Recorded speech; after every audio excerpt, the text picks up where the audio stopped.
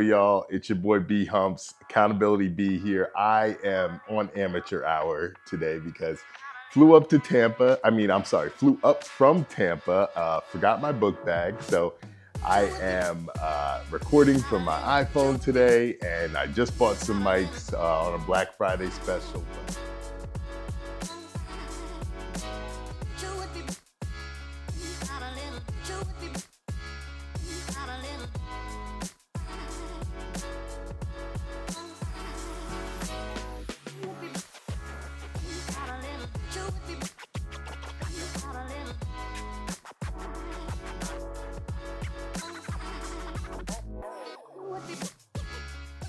Our video is going to be just all bloopers.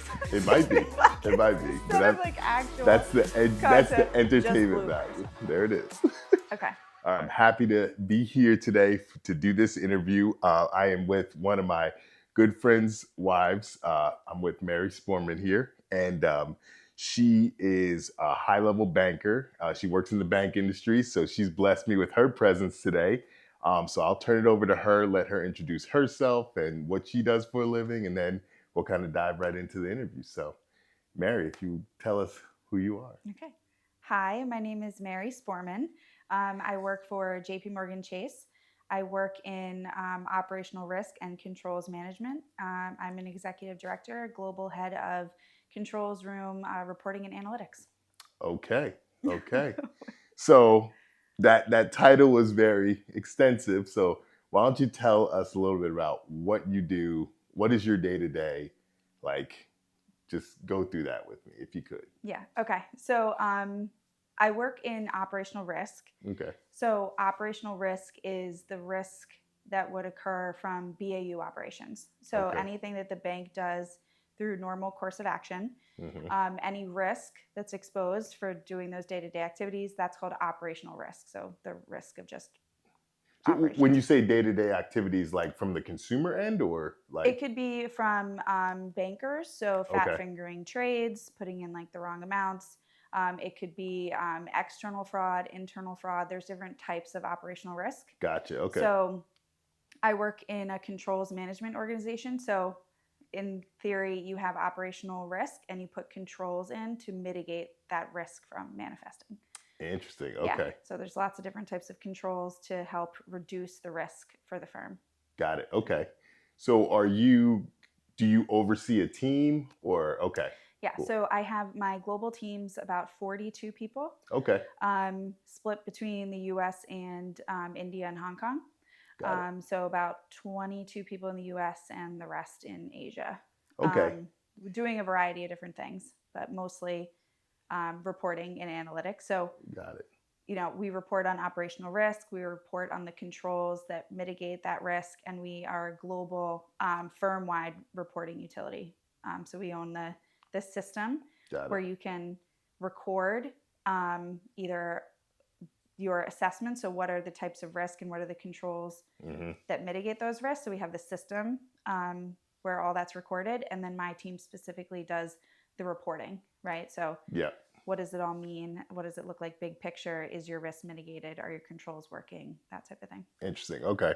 And then you work in the office now? I work in the office 3 days a week, and I'm home 2 days a week. Got it. Okay. Yeah. Was that the same during the pandemic, or like how did the pandemic? I was home. Okay. Which was great. Yeah. And now I'm back 3 days a week. You want to tell us how long your commute is? I know you've told me. Yeah, the commute's not great. So I drive, which, whatever, where you could take other modes of transportation. They don't save you any time though. Yep. And you lose a little bit of flexibility being able to come and go when you want, when you're on you're stuck to public transit. But I leave the house at 6 typically. Okay. I'm at work by 7:30. Okay. That's to miss the traffic. Gotcha. So the later I leave, the longer it takes me to get to work. I same way in my house. Literally, like if it is like that 15-minute window. If you don't leave that window, it will kill you. It really will. It's the difference between an hour. It's so bad. Drive and 2.5 hours. Yeah. So no, I get that completely. Okay. So where'd you go to college? Penn State. Penn State. Okay. Mm-hmm. So how did you, was this your first job out of college? Like, how did you kind of get into this world? So it was not my first job out of college, although I did just work for another bank before this. I've only worked at Morgan Stanley and then Got JP it. Morgan. So just two investment banks. When you major in finance, so I majored in finance and international studies. When you major in finance, like, you don't know much about finance. You just say, I want to work for an investment bank, right? Like, that's just like what people say when they're in college. They don't know any different.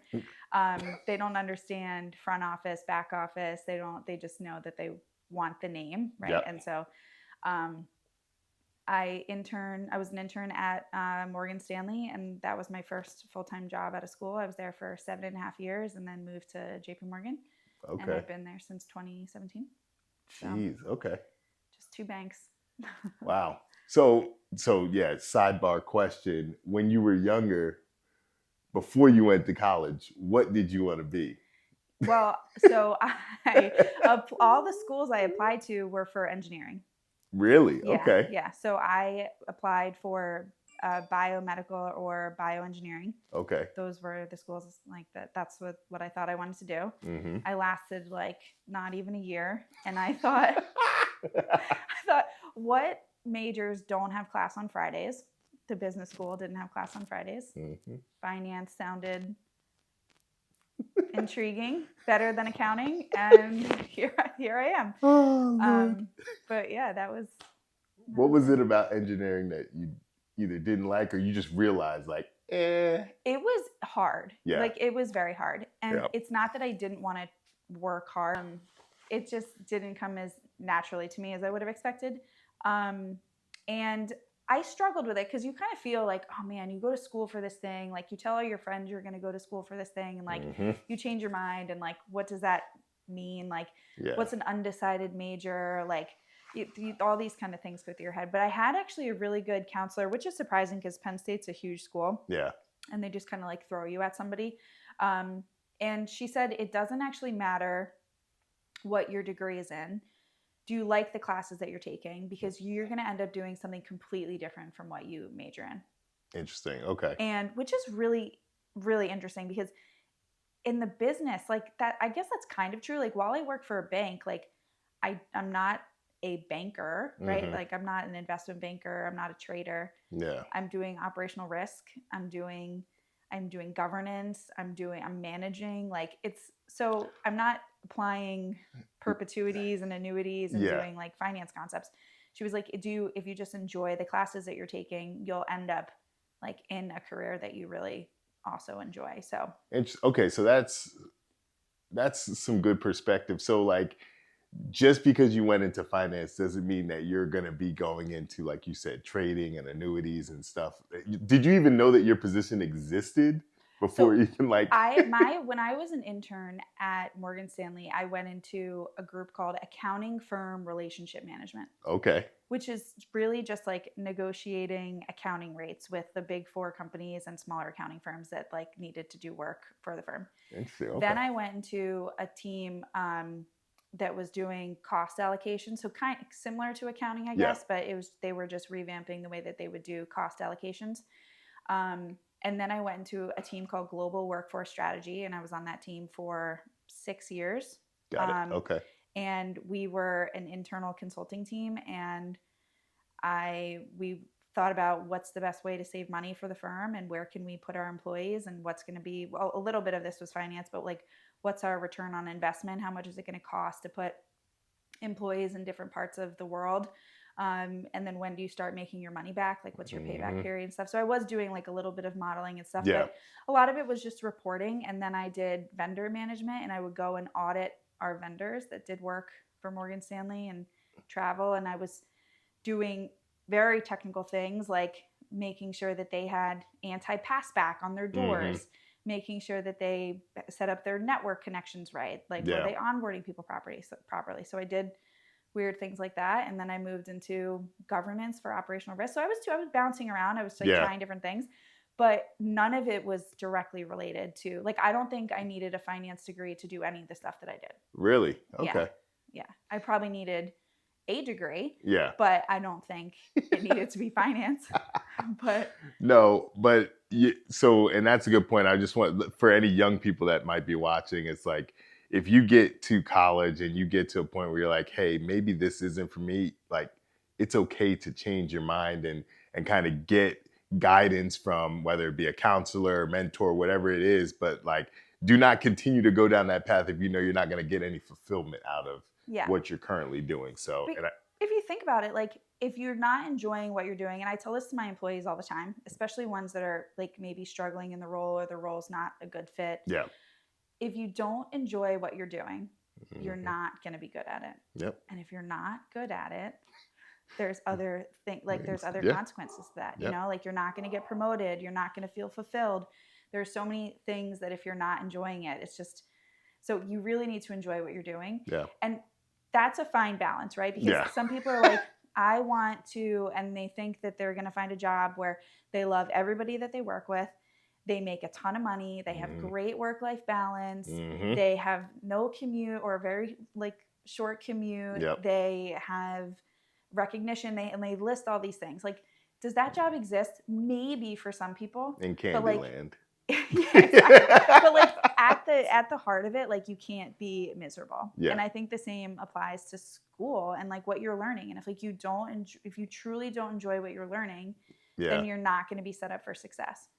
No, and that's a good point. So, and you might not have been prepared for this one, but like, how do you kind of balance where it's like, hey, I want to make a good living, right? But I also want to have some type of enjoyment of what I do and Yeah. whatnot. Like, how did you kind of balance that when you were kind of sifting, like, hey, this is what I want to do for my career? Yeah, I think like I still kind of ask myself that sometimes, and I tell some of the people that work for me the same thing, especially those that are thinking like, am I ready to make a career change or not? Mm-hmm. Like the grass isn't always greener. We know that, right? You could have a good thing going for you, but not know that it's a good thing because you think that there's something better out there. But my thing, what's worked for me, and I think what I tell some of my employees is like, when you get to a breaking point and you're like, this just is not working no matter what, then it's time to make a change. I find that some people move maybe a little too prematurely and they regret it, right? Okay.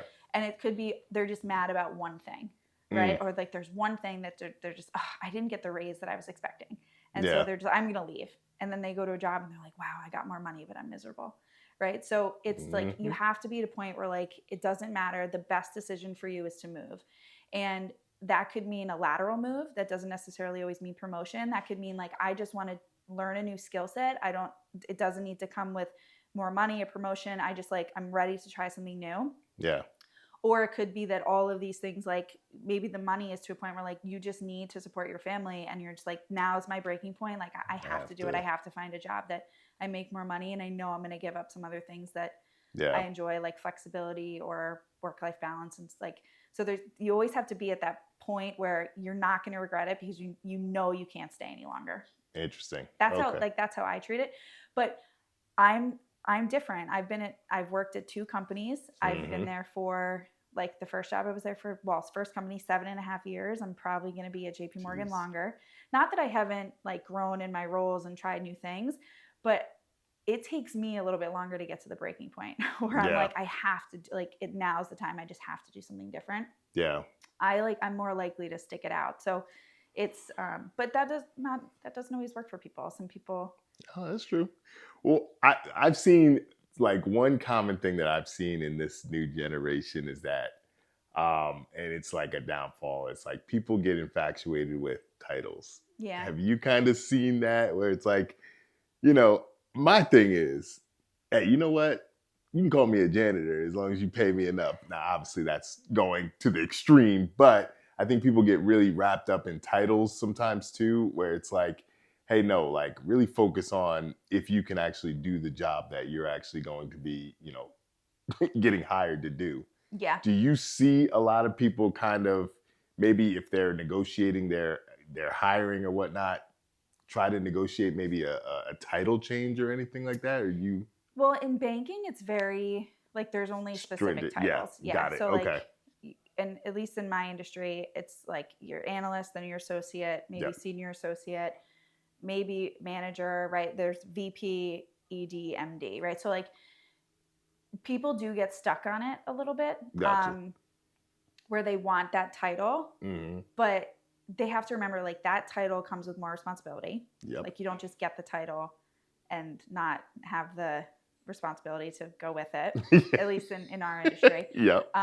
And it's like, it's the other thing I noticed is even within the banking industry, like different companies have different titles. Right? Mm-hmm. So like my boss left the company. She went to another company, and her title there was senior manager, but she was an executive director at JP Morgan. So it's really, and I'm sure that was an equivalent title. Yeah. But I was a senior manager like 3 levels ago at Morgan Stanley. So like Yeah. it's really, it's interesting. So it's hard to get stuck in my industry on the title because Yeah. you don't know the equivalent sometimes. You'd have to like research that. And it can unless vary like you're from in company. HR and you would know. Yeah. And then like you don't just get the title, like you get the responsibility with it. Those things are like very organized and Big. Okay. in our industry. So now that I got a better grasp of what you do on a day-to-day and like how you got into that role, obviously, you know, my channel, I really talk about accountability and being able to hold yourself accountable, have other people hold you accountable. But I always like to ask my guests, what does the word accountability mean to you? Yeah. It's so what I think about accountable, right, is it's different from responsible in the sense that like and I don't necessarily do this, but just as an example, I'm responsible for hosting this meeting. I'm responsible for sending out this report. I'm responsible for, and then like you can list the things that like you're just responsible to do because it's in your job description, right? Yep. Accountable to me is how you do it. Like, are you, yes, you're responsible for leading a meeting, but how are you leading the meeting? Are people getting the benefit out of it? Do you feel like you did a good job? Do other people appreciate the work and can sense that you've done a good job? Do you send a report out? Yes, you've sent the report out. Like, cool, you've checked that box, but is it right? Yeah. Like, and my thing, and sometimes, you know, when I would present something and I'd be like, oh, I feel like I wasn't quite ready. I would always ask myself, like, am I proud of this? Like, if I'm not proud of it, then I'm not gonna do the presentation yet. I'm gonna postpone it. I'm gonna not press send. I'm not gonna host the meeting if I don't feel like I'm completely prepared. So accountable to me is like a level of pride in what you're doing versus just like being responsible to get something done. Interesting. Okay. That's I like that. To me. I like that. And then obviously you oversee, you said 42 employees or whatnot. So how do you hold your team members accountable to some of the responsibilities that you set forth for them? I try to lead by example. I think that's like the easiest thing to do. Transparency, honesty, like owning up to mistakes. Like, let's see how we can do things better. My team has a monthly retro where we just talk about what went well, what didn't go well, like what are ideas for improvement, and everybody comes and we talk about things. So like it's not shaming people for when things go wrong, but it's thinking about and brainstorming together as a group about how we could do things differently. I'm also very transparent with my manager when things don't go well, and just like tell her what we're going to do differently and how we're going to be better next time. So it's no point in like hiding behind and like the shame of like, you know, that doesn't make you a good leader, and that doesn't make people want to tell you when things go wrong. So that's kind of I mean, and you know, me and Jen always talk about like there's difference between a leader and a boss, right? And so like boss is just someone who wants to delegate and you do this, but it's like a leader, like you said, you lead by example. You're actually, you know, your employees probably know that you're not, you know, too above going and doing something that you're asking other people to do. And that's, you know, that's one of the big things about being a leader that I see, you know, is intrinsic to that quality, to being a manager. Which being a manager, I want to ask you, because a lot of people say I want to be in management, right? What's like a common misconception that maybe people who want to be in management, like they aspire to, but it's like you should know this before you say that you want to be in management? It's a good question. I think people think Right. Like when they're going to be a manager, they're going to just be a boss, and they're Yep. just going to be able to have people do work for them, and they're going to tell them Mm-hmm. if it's right or wrong. And you have to do two things. I think you need to take into consideration the growth of that person professionally, Mm-hmm. and personally, right? Like you have to understand their goals. You have to help them get to and achieve their goals. Yep. It's not about having one-on-ones with them and saying, did you do all these things? Like, okay, great, you did them. Let's move on. Like every 3 months, like I make my managers, so my directs that have their directs and their directs, right? Yeah. I make sure everybody has performance check-ins every 3 months, right? Got So it. Okay. not just once a year, not just like in the middle of the year and the end of the year, like every 3 months. And don't just talk about the things that they're doing well or not doing well, but like ask them, like, what are your goals? Like, what are you proud of? What do you think you could have done differently? Ask them for feedback the other way, right? Like, Yeah. you really need to take an interest and help them develop. I think that's one thing.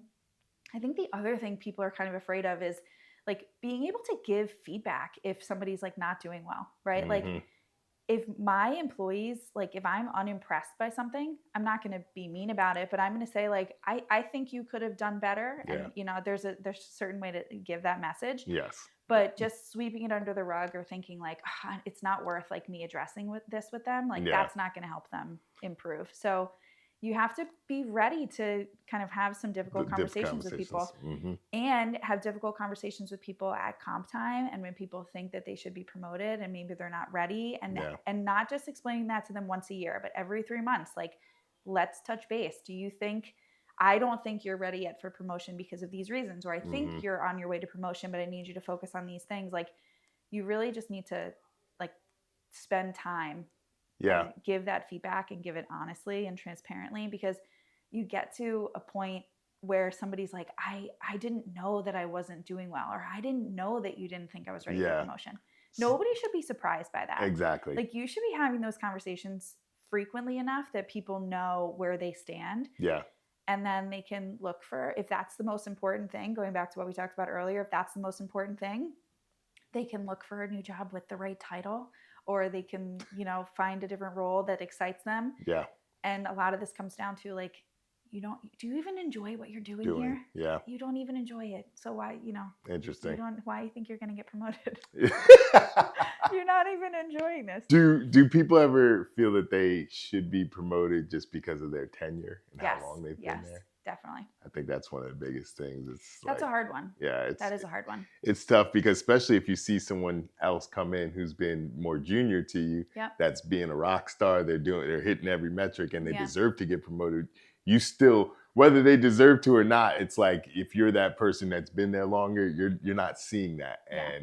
But that's the big thing about the channel is like, we got to be able to self-reflect. And what you said, to be like, you're having transparent conversations with your employees too. So no one should be surprised when you say or something happens. But that's being a good leader. And I think some people really like, and I'll even ask you, how do you, because obviously these are people you care about, you know about their families, you know what they like to do in their spare time. Yeah. How do you kind of manage, having a friendly relationship, but also still putting that guideline that you are their supervisor and you have to manage them accordingly? Yeah, that's a tricky one, because I mean, it's really hard when you have difficult conversations with people to like not, especially when they have an emotional reaction, for you not to have an emotional reaction back, right? Like if they're really upset about something, it's hard for you to not like be upset with them. Yeah. But I think like you just have to, and that's the hard part about being a manager, but you need to separate like the person from the role or the job, and the person from the firm, and the person from this. And you have to say like, this is really hard for me to give you this messaging too, right? Like this isn't something that I look forward to, right? But the fact of the matter is, right, like your performance is this, and the way that you need to improve is that. And because of where your performance is, that means you're not going to be up for promotion. That means maybe you're not getting the raise or the increase that you were expecting around bonus time. And like, you just need to remind them, like, this is all because of the things that we talked about during the year. And like, you don't want to be a robot. Like, you don't want to, you don't want to be like, I'm sorry, it just is the way it is. And like have them move out. Like people, it's really hard for people to get, absorb a message like that. But the more that you make it, I'm a person too, and it's hard for me to tell you this, and it's hard for, you to accept this and stuff. Like, the more accepting they are, right? Yeah. Like, if I think about it, like if somebody were to tell me really bad, like a really bad message about like my performance or something like that, and they were so cold about it, I think I would have a harder time coming to grips with what they're trying to say. Yeah. Right? Like, if I was talking to a human and they were telling me these things, Yeah. and I could ask questions and I felt like they were being honest with me back, like I think I'd be able to swallow that pill and say like, okay, like I can be better, and I can move on, or I can do whatever. It's no. And I've been pretty transparent, like with my story. Like at one of my companies, I was on a PIP, and most people think 85-90% of people, if they get put on a PIP, it's kind of like, well, I need to search for another job and whatnot. And I think if you're genuinely put on a PIP and you can do a self-reflection and say, you know what, am I giving it my all? Are the things my manager is saying have yield any weight at all? If that's true, then let me do what I can do, control what I can control, and actually, make this a better situation. And, obviously, fast forward, I was BDE of the quarter and things of that nature. But so can you get kind of maybe, obviously no names mentioned, but can you maybe give me a scenario where you kind of gave someone some pretty difficult feedback, but, you saw their work ethic and just something change around them? I've had a few examples where it's been the opposite, where I put people on PIPs and they have a very defensive reaction. They just shut down. Yeah. And I just want to clarify something too, because it's not that PIPs, right? PIPs, yes. So where people are very defensive and stuff. But I said the one thing that's important about PIPs is you're on a PIP potentially not because you are a bad worker. Yeah.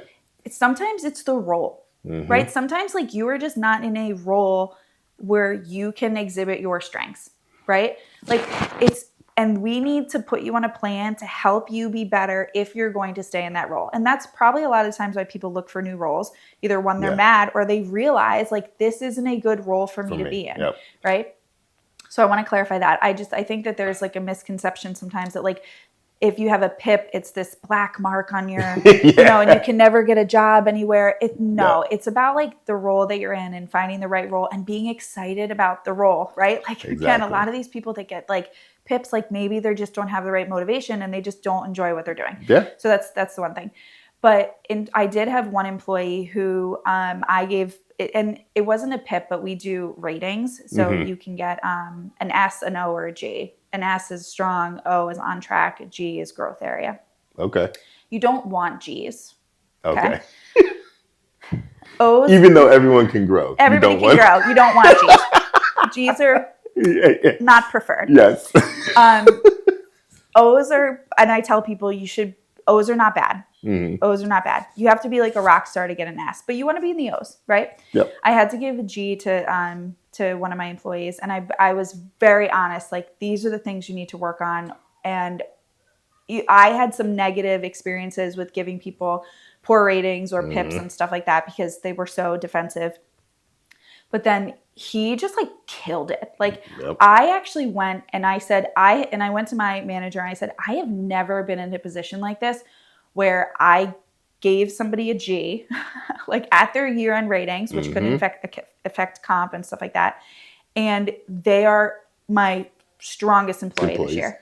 Like I said, he just was very open. He acknowledged it, to your point. Like he was like, you're not wrong. You're not wrong. Right. Yep. And I said, what do we need to do to like get you performing better? And we actually came up with a plan. And he was like, I think that I need actually more not one-on-one time. Yeah. Like I'm not good at motivating myself or finding things to work on. Like I really just need like a structured role.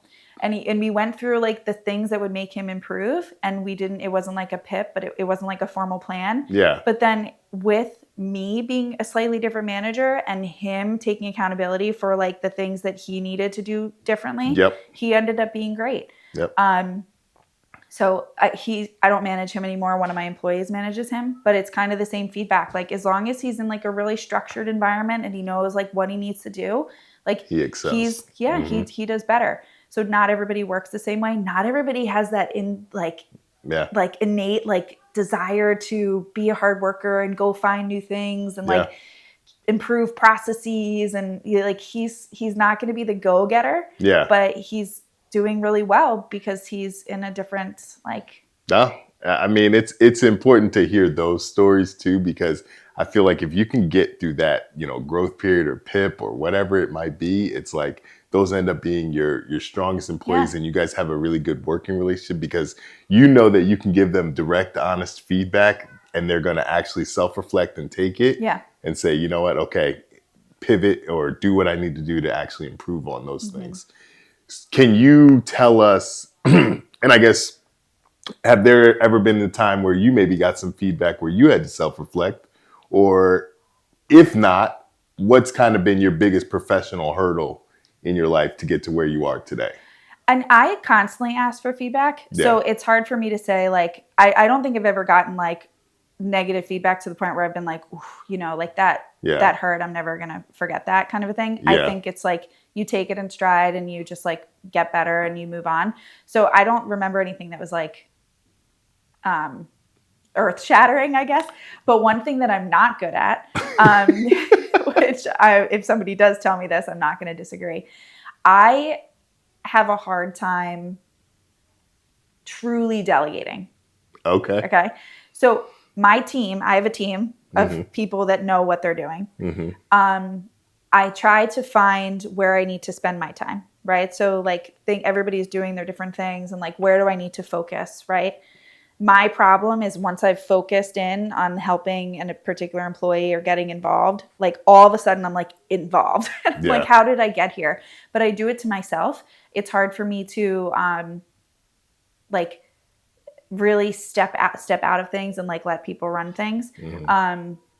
I have to make a conscious effort. So one of the best things that ever happened to me was when I took this new role that I'm in. It's not like new necessarily anymore, but when I moved into this current role, I got so busy working on a particular like regulatory request that like I did not have the time, and I overworked myself and I stretched myself a little thin. So you can imagine I had zero time to like help people with things, and they had to like figure out how to do it without me because I wasn't there to like step in, and that was the best thing that ever happened because they became so self-sufficient.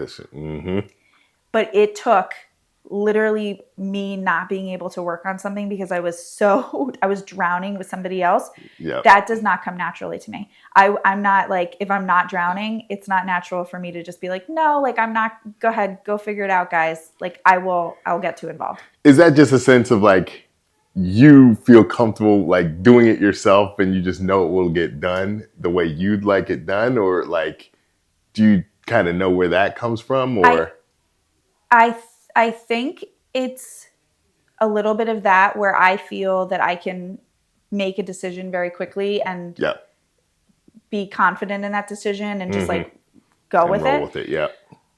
I asked myself this question though because it's still a weakness, an area of improvement for me. Don't worry, I've married someone like that. I asked myself this now. I'm like, why is it that I'm still so involved in those things? And it's because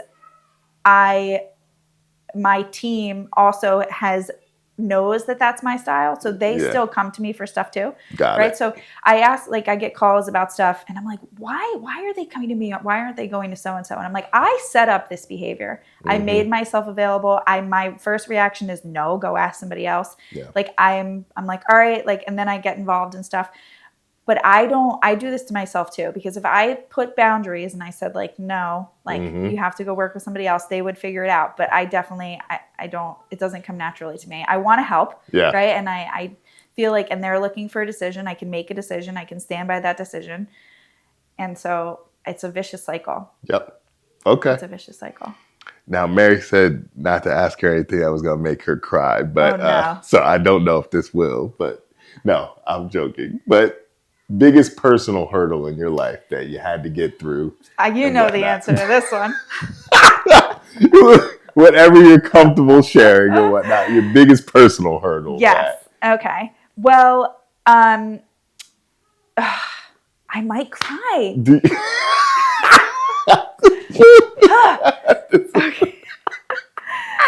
Oh, God, I'm gonna kill him. All right, let me. Do you want to go another avenue, another personal hurdle that maybe? What is a different personal hurdle that I've been through? Well,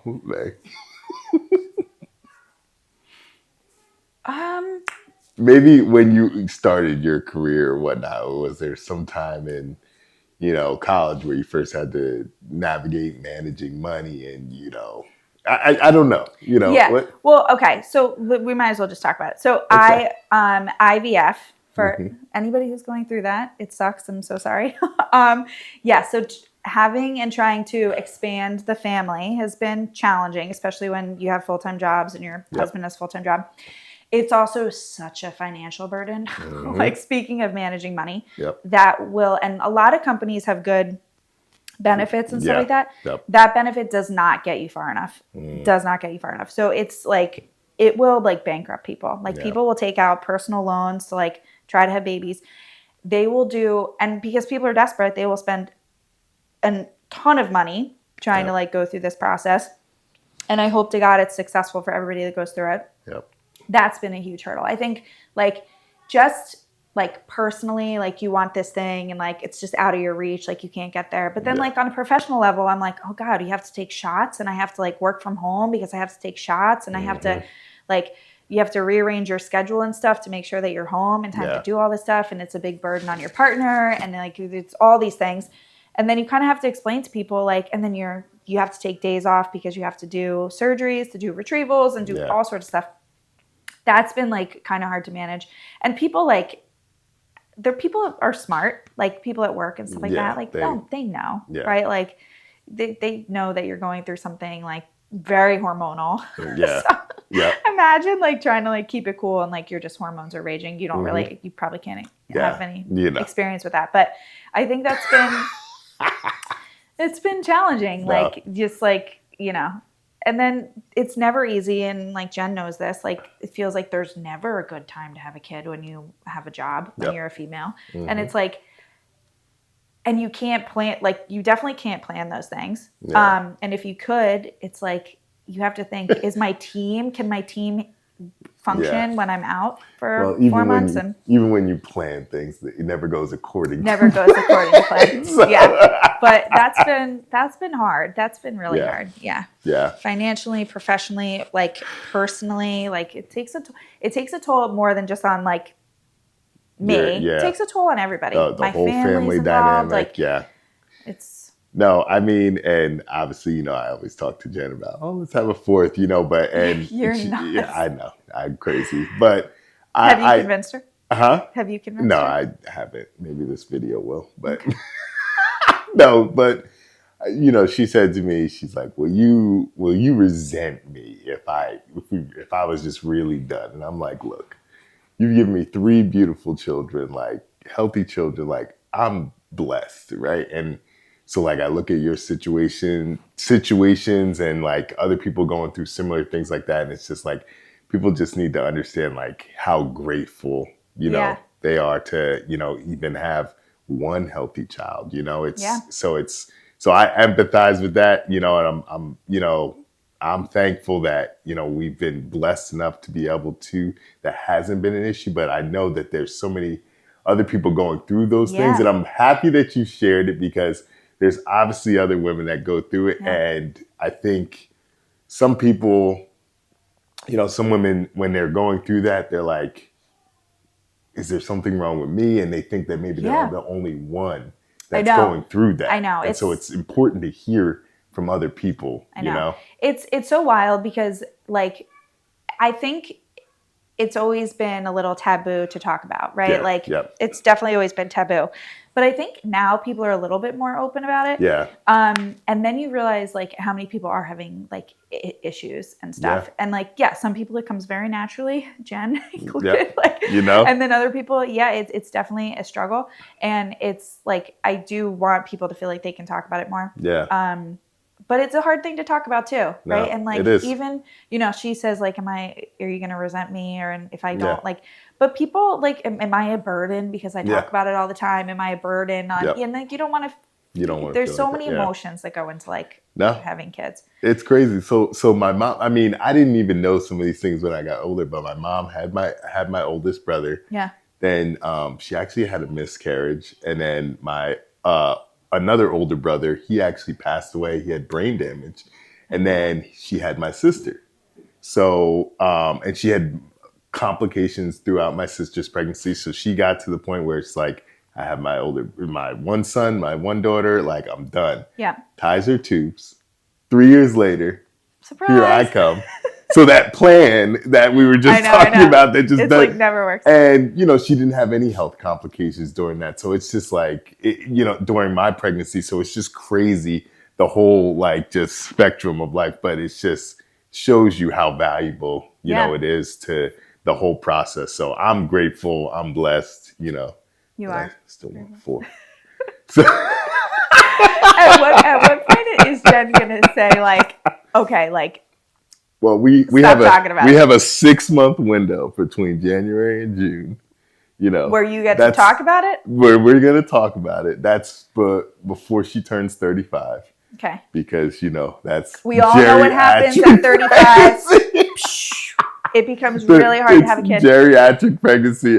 It's funny when people don't know like that actual term, and their doctor tells them that. Like, I don't like feel that old, and they're like, "Wow, like your eggs are shit," or you like you're you find out these things, and you're like, "Oh my god, I don't feel like this is going to be like a problem." But then then you look at seriously, they give you there's like an indicator and stuff that it kind of tells you like your egg reserve. Who knows if it's like legit.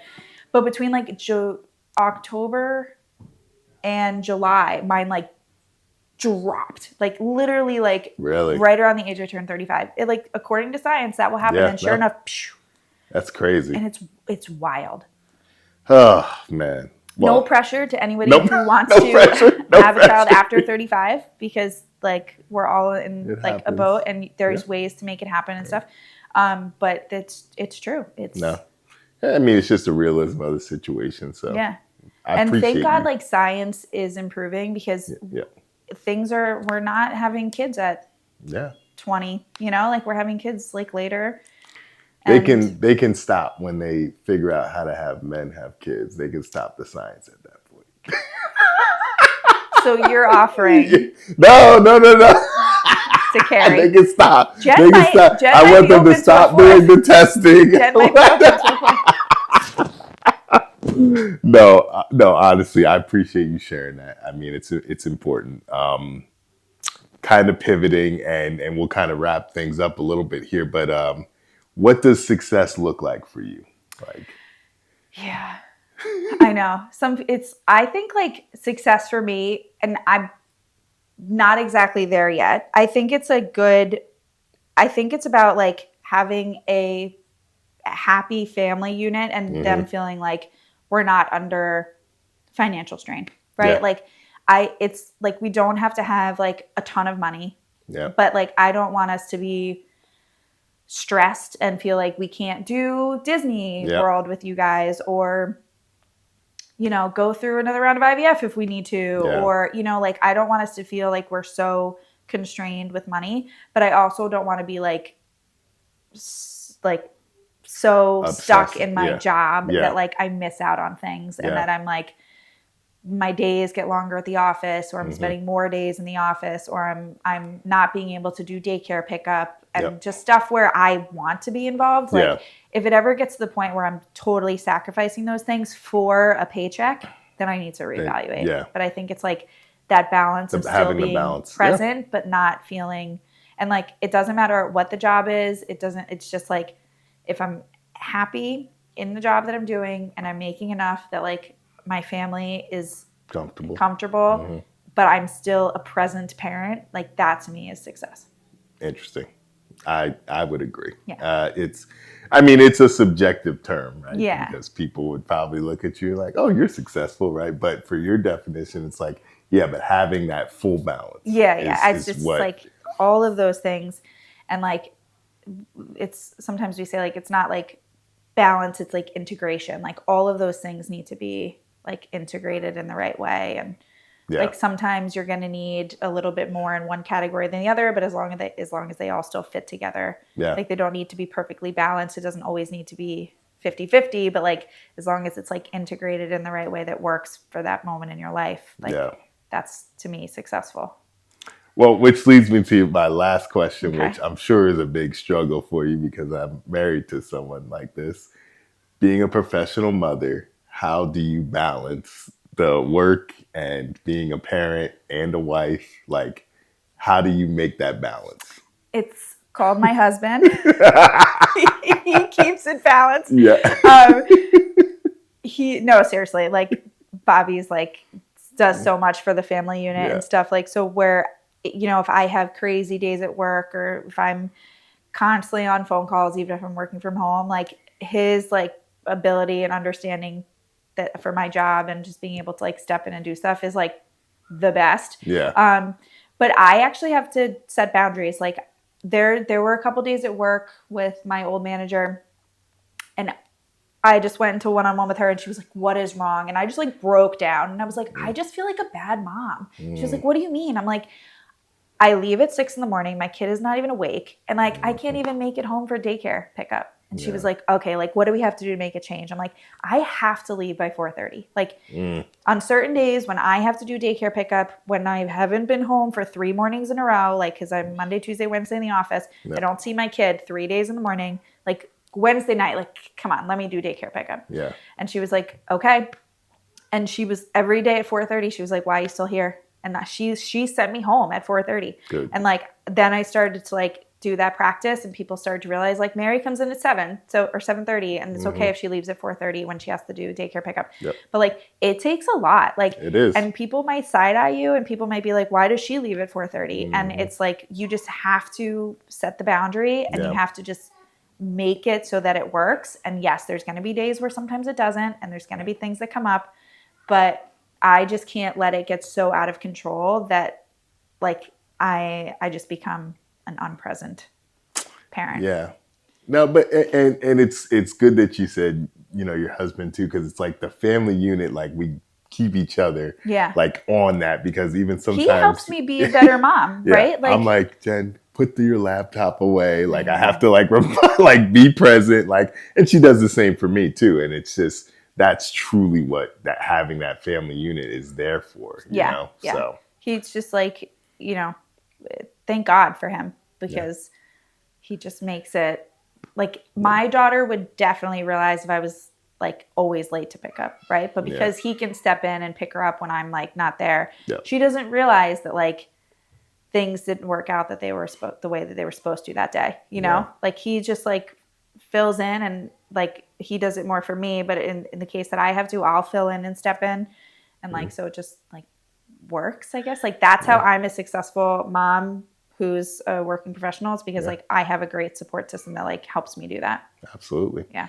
Do you have further aspirations of furthering your career, or do you think that you've gotten to, like Jen tells me, I don't even know if I want to move up, but like I kind of do, but like she's at that point where it's like, I don't know if I want more responsibility because I have so much already. Yeah. Where are you kind of at with that? So might be different once 2 kids. I know, but I was going to say, if, you know, we're lucky to have 2 kids, like, I think it'll be harder for sure. Yeah. And I was joking about this with somebody the other day. They were like, I would love to be a stay-at-home dad or whatever. It was Bobby's cousin's husband. And I said, I don't even want to be a stay-at-home mom. Like, I just want to be a stay-at-home person. Like, I just like want to just, I would love to not work one day. I would just love to just like, you know? Just like not. So I know that it's not really my personality. Like that wouldn't work for very long. But so the next level at my job, managing director, they have to go in 5 days a week. So frankly, no. Like I don't think at this point in my life, like at the age of my daughter, and if we were to have another kid, like I don't want to go in 5 days a week. I don't want to be less present for my kids. So that's kind of like a factor. Like I think the level that I'm at and the responsibility that I have like makes sense for this point in my life. But like my nature is to like work hard and stuff. So a lot of the times, like where I've gotten, like it wasn't like super intentional. Like I didn't ask for these jobs. Like they just kind of happened. So like, will I have more responsibility at some point in the future? Probably. Yeah. But it has to come with boundaries, right? Makes sense. Yeah. So. Makes sense. Or a geographic move, you know. Brian's trying to get us to move to Florida. So I am the international Florida recruiter. Yeah. Who else has he asked? Oh, I ask everybody. Yeah. Said, just come move. You know, I just want to have a village. Everyone who knows. All in the same neighborhood. Well, if they all buy everybody houses and for us, expand their real estate and buy all their friends' houses in one big cul-de-sac. God. What does everybody think? I wish. As long as the rent is paid on time.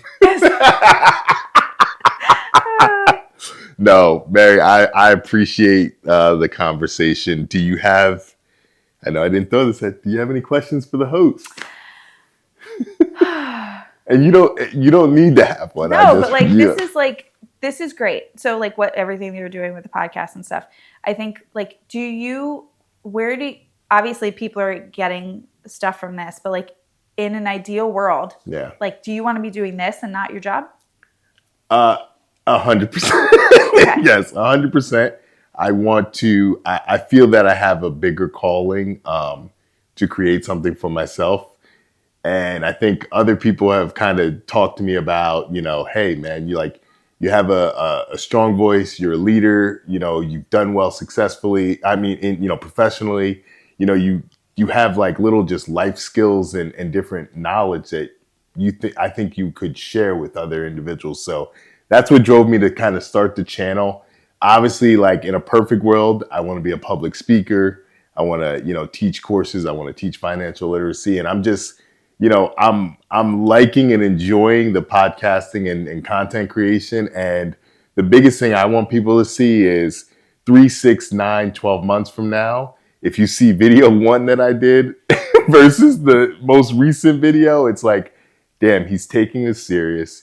He's, putting time into his craft, because it's like, this shit is a lot of work. Yeah. People think, they look at some of these big YouTubers and it's like, oh, they just, and it's like, this shit is a lot of work. And so not only just as doing this, it's being a professional, it's being a father, it's being a husband, it's everything that you kind of articulated. And it's like finding that balance, but it's like, look, I have to lose some sleep and put my time into this, because eventually, like, I want to be able to make money on my own and maybe not always be attached to a company. Yeah. So it's an aspiration. That is the goal at the end of the day. But, that is the goal. So. And who are your role models? Like when you think about perfecting your craft, and how are you getting better and becoming a better, bigger presence, and I like that. The questions that you're asking, and who are you emulating, or like who's inspiring you? Yeah. So I would say